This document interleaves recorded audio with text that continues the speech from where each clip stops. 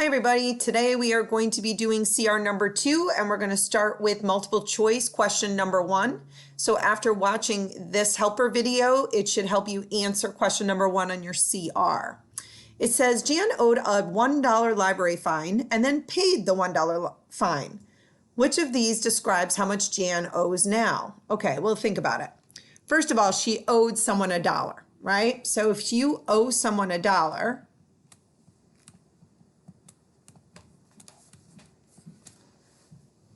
oh, let me write that down. You owe somebody $1.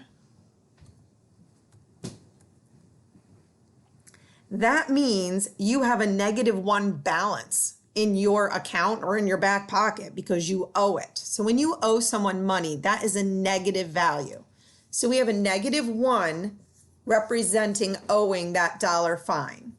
But then you went ahead and paid for it. So if you're paying that fine, we're going to go ahead and add the dollar because now we're paying it. We owed the library $1, which is a -1. We've now paid them $1, which is a +1.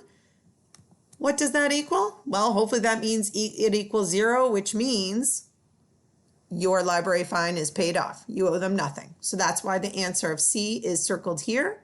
And this will help you with number 1. Good luck.